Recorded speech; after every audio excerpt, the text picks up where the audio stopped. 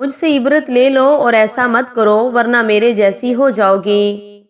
मैं शादी की महफिलों में शरीक होने की बड़ी शौकीन थी, जबकि मेरा शौहर बड़ा दीनदार था। वो हमेशा मुझे इख्तलात से बचने की तायीद करता था। मेरी दोस्त की शादी थी, मैंने शादी में जाने की जिद की और शौहर के ना चाहते हुए भी मैं इस शादी की महफिल में गई। महफिल में शरीक औरतें रक्स कर रही थी। मुझे भी जोश आया, मैं भी अपना बुर्का उतार कर नाच गाने में शरीक हो गई। एक रोज मेरे शौहर ने किसी खलीजी मुल्क का सफर किया।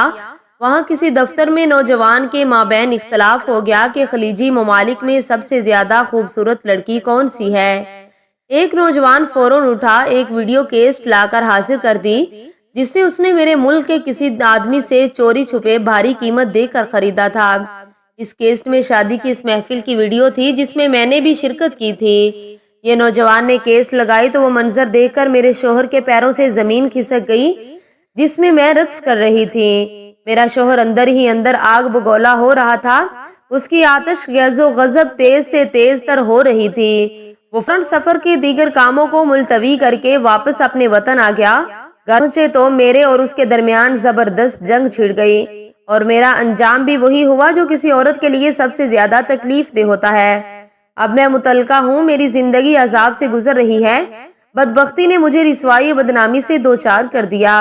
अब मैं अकेले जिंदगी के कठिन मनाजिल तय कर रही हूँ।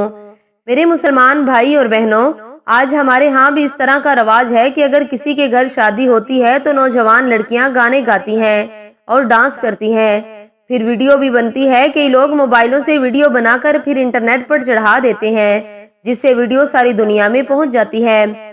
ऐसी बहनों को अल्लाह ताला से तौबा करनी चाहिए। अल्लाह ताला हमें भी बुरे कामों और शैतान के शर से महफूज रखे, आमीन। दीन इस्लाम के जितने भी अहकामात हैं औरतों के लिए, वो तमाम तर औरतों के फायदे के लिए हैं। हिजाब का हुक्म हो या निगाह नीची करने का हुक्म हो या मर्द से आजादाना मेल जोल से मुमानत का हुक्म हो, इन तमाम तर अहकामात में औरतों की ही भलाई है। औरत ने दीन इस्लाम के हुक्म पर्दे की मुखालफत की तो ये अंजाम हुआ। अल्लाह और उसके रसूल सल्लल्लाहु अलैहि वसल्लम की इताअत करने वाला दुनियावी फितनों से बच जाता है और उसे रूहानी सुकून नसीब होता है। चाहे दुनिया उस पर जितनी उंगलियां उठाए, उसका मजाक उड़ाए, पर वो मुतमिन होता है। जबकि इसके बरक्स अल्लाह और उसके रसूल सल्लल्लाहु अलैहि वसल्लम की नाफरमानी करने वाले मर्द और औरत को दुनियावी फितने घेर लेते हैं और उनकी जिंदगियों से सुकून खत्म हो जाता है। अल्लाह ताला ने सूरह नूर में फरमाया, बस जो लोग हुक्म रसूल की मुखालफत करते हैं उन्हें डरते रहना चाहिए कि कहीं उन पर कोई जबरदस्त आफत ना आ पड़े या उन्हें दर्दनाक अजाब ना पहुंचे।